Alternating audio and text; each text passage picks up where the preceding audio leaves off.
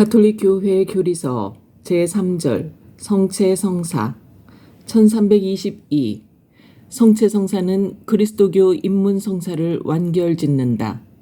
세례성사로 왕다운 사제 품 위에 올려지고 견진성사로 그리스도를 더욱더 닮게 된 사람들은 성찬례를 통하여 온 공동체와 함께 주님의 희생제사에 참여한다. 1323 우리 구세주께서는 팔리시던 그 밤에 최후 만찬에서 당신 몸과 피의 성찬의 희생제사를 제정하셨다.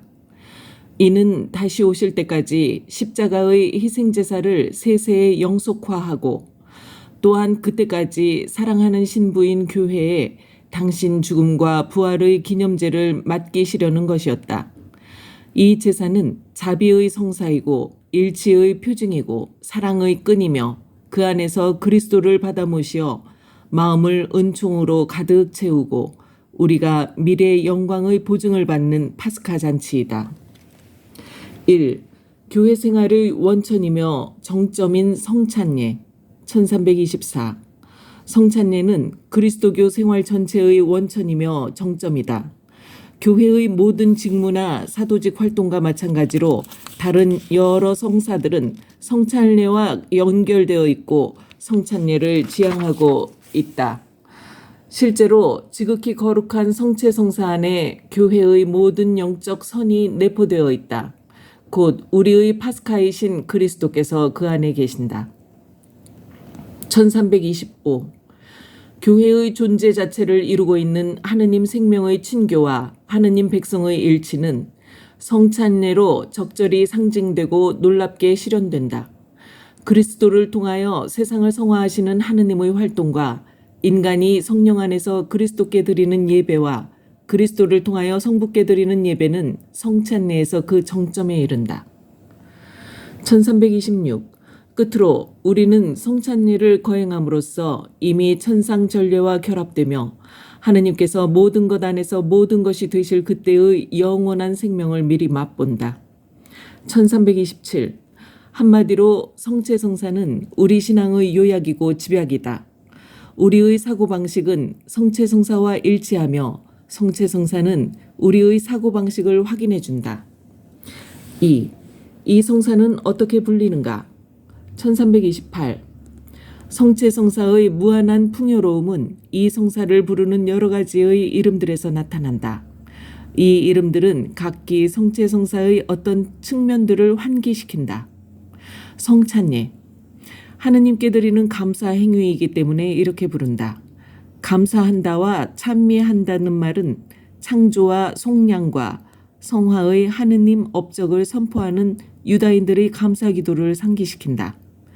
이 기도는 특히 식사 중에 바치는 것이었다. 1329 주님의 만찬 주님께서 제자들과 함께 순환 첫날 밤에 드신 최후의 만찬과 관계되며 천상 예루살렘에서 벌어지게 될 어린 양의 혼인잔치를 미리 맛보는 것과도 관련되기 때문이다. 빵 나눔 예수님께서 특히 최후의 만찬 때 유다인 고유의 이 예식을 행하시면서 만찬의 주제자로서 빵을 축복하여 나누어 주셨기 때문이다. 예수님의 부활 후 제자들은 이 행위 때문에 그분을 알아보게 되었고 초기 그리스도인들은 성찬 모임을 이 명칭으로 불렀다. 이렇게 부름으로써 이 나누어진 유일한 빵, 곧 그리스도를 받아먹는 모든 사람은 그리스도와 친교를 이루며 그리스도 안에서 오직 한 몸을 이룬다는 것을 나타낸다. 성찬 모임 교회의 가시적인 표현인 신자들의 모임에서 성찬례가 거행되기 때문이다. 1330 주님의 순환과 부활의 기념 거룩한 희생제사 성체성사가 구세주 그리스도의 유일한 제사를 재현하고 교회의 봉헌도 담고 있기 때문이다. 또 미사성제, 찬양제물, 영적제물 깨끗하고 거룩한 제물이라고 부르는 것은 이 제사가 구약의 모든 제사를 완성하고 이를 능가하기 때문이다. 하느님의 거룩한 전례 모든 교회의 모든 전례가 이를 중심으로 이루어지며 가장 집약적인 표현이 이 성사 거행 안에 들어있기 때문이다. 같은 의미에서 거룩한 신비들의 거행이라고도 한다. 지극히 거룩한 성사라고 부르는 것은 이 성사가 성사들 중의 성사이기 때문이다. 이 이름은 특히 감실 안에 모셔둔 성체를 가리키기도 한다. 1331 친교 영성체. 우리는 이 성사를 통하여 그리스도와 일치하며 그분은 우리를 당신의 몸과 피에 참여하게 하여 한 몸을 이루게 하시기 때문이다. 그리고 이 거룩한 것, 천사들의 양식, 하늘의 양식, 불사약, 노자성사 등으로 부르기도 한다.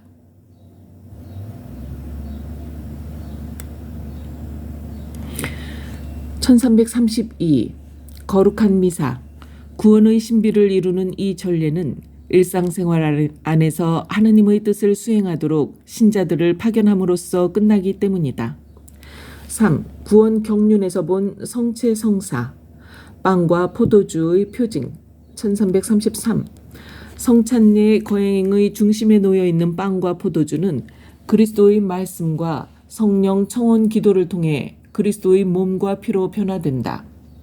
주님의 명을 충실히 따르는 교회는 주님께서 영광스럽게 다시 오실 때까지 주님을 기념하면서 주님께서 순환 첫날 밤에 행하신 의식을 계속한다. 그리스도께서는 빵을 들어 포도주가 담긴 잔을 들어 빵과 포도주의 표징은 신비롭게 그리스도의 몸과 피로 변화되면서도 창조계의 좋은 생산물이라는 의미도 잃지 않는다. 따라서 우리는 봉헌 때에 빵과 포도주에 대하여 창조주께 감사드린다. 빵과 포도주는 땅을 가꾼 인간 노동의 결과일 뿐 아니라 창조주께서 주신 땅과 포도나무의 열매이기 때문이다.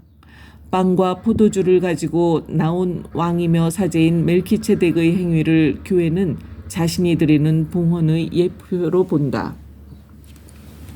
1334 구약시대에는 창조주에 대한 감사의 표시로서 땅에서 나는 만물들 가운데 빵과 포도주를 제물로 바쳤다.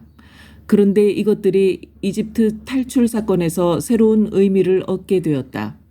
이스라엘 백성이 해마다 파스카 때에 먹는 누룩 없는 빵은 이집트 종살이에서 벗어나기 위해 서둘러 떠났음을 기념하는 것이며, 광야에서 먹은 만나에 대한 기억은 이스라엘이 하느님 말씀의 빵으로 살아간다는 것을 늘 상기하게 한다.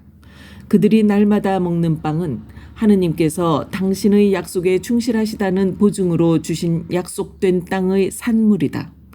유다인들이 파스카 식사 끝에 마시는 축복의 잔은 포도주가 지닌 축제의 기쁨의 종말론적 차원, 곧 예루살렘을 재건할 메시아에 대한 기다림이라는 소망을 더한다. 예수님께서는 빵과 포도주의 축복에 새롭고 결정적인 의미를 부여하시면서 성체 성사를 세우셨다. 1335 주님께서 군중을 먹이시려고 빵을 축복하시고 떼어서 제자들을 시켜 나누어 주신 빵의 기적은 당신 성찬의 이 유일한 빵이 말할 수 없이 풍요함을 예시한다. 가나에서 물을 포도주로 변하게 한 표징은 예수님께서 영광스럽게 되실 때를 이미 예고하고 있으며, 신자들이 그리스도의 피로 변한 새로운 포도주를 마시게 될 하느님 나라 혼인잔치의 실현을 나타낸다. 1336 순환 예고가 제자들을 혼란에 빠지게 하였듯이 성체 성사에 대한 첫 번째 예고도 제자들을 분열시켰다. 이 말씀은 듣기가 너무 거북하다. 누가 듣고 있을 수 있겠는가? 성체와 십자가는 걸림돌이다. 그것은 동일한 신비이며 끊임없이 분열을 일으키는 계기가 된다. 너희도 떠나가고 싶으냐?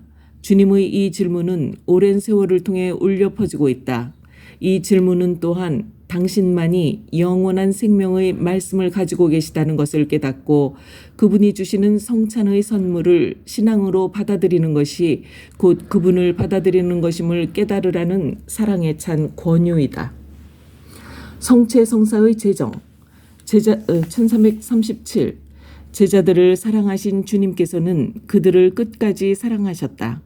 이 세상을 떠나 아버지께 돌아가실 때가 된 것을 아신 주님께서는 식사를 하시던 중에 그들의 발을 씻어주시고 사랑의 계명을 주셨다. 이러한 사랑의 보증을 제자들에게 남겨주시기 위해 그들을 떠나지 않으시기 위해 그들이 당신의 파스카에 참여하게 하시고자 당신의 죽음과 부활의 기념으로써 성체성사를 제정하셨으며 사도들을 신약의 사제들로 임명하시어 당신께서 다시 오실 때까지 이를 거행할 것을 명하셨다.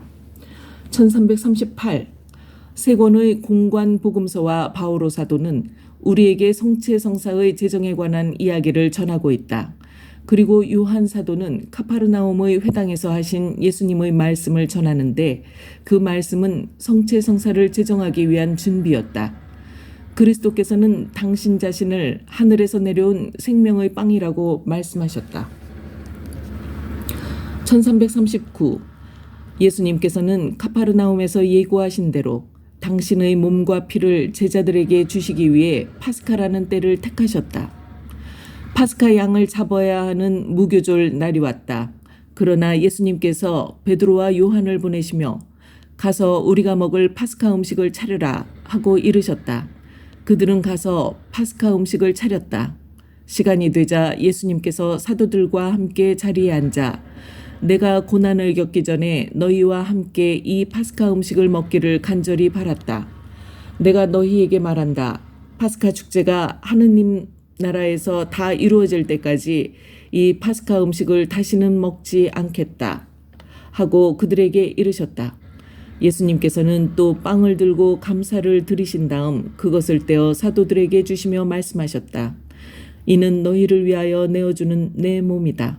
너희는 나를 기억하여 이를 행하여라. 또 만찬을 드신 뒤에 같은 방식으로 잔을 들어 말씀하셨다. 이 잔은 너희를 위하여 흘리는 내 피로 맺는 새 계약이다. 1340 예수님께서는 파스카 식사 중에 당신 사도들과 최후의 만찬을 거행하시면서 유다인들의 파스카에 결정적인 의미를 부여하셨다. 과연 예수님께서 죽음과 부활을 통해서 성부께 건너가신 새 파스카는 최후의 만찬에서 앞당겨 이루어졌고 성찬례 안에서 거행되었다. 성찬례는 유다인들의 파스카를 완성하고 하느님 나라의 영광 중에 이루어질 교회의 궁극적 파스카를 미리 거행한다. 나를 기억하여 이를 행하여라. 1341 예수님께서 오실 때까지 당신의 행위와 말씀을 계속하라고 하신 이 명령은 단순히 예수님과 예수님께서 행하신 것을 기억하라는 요구만이 아니다. 이는 사도들과 그 후계자들이 그리스도에 대한 기억, 그분의 생애와 죽음과 부활, 그리고 성부께 드리신 간구에 대한 기념을 전례적으로 거행하라는 명령이다. 1342 교회는 처음부터 주님의 명령을 충실히 수행해왔다. 예루살렘 교회에 대하여 다음과 같은 기록이 있다. 그들은 사도들의 가르침을 받고 친교를 이루며 빵을 떼어 나누고 기도하는 일에 전념하였다. 그리고 날마다 한 마음으로 성전에 열심히 모이고 이 집 저 집에서 빵을 떼어 나누었으며 즐겁고 순박한 마음으로 음식을 함께 먹었다. 1343 그리스도인들은 특히 주간 첫날 곧 예수님께서 부활하신 주일에 빵을 떼어 나누려고 한자리에 모였다. 그때부터 우리 시대까지 성찬례는 계속 거행되어 오늘날 교회 어디에서나 근본 구조가 동일한 성찬례를 거행하고 있다. 성찬례는 언제나 교회 생활의 중심이다. 1344 이처럼 순례길의 하느님 백성은 주님께서 오실 때까지 계속되는 성찬례의 거행으로 예수님의 파스카 신비를 전하면서 선택된 사람들이 하느님 나라의 식탁에 앉게 될 천상잔치를 향하여 십자가의 좁은 길을 걸어간다. 참 예수님.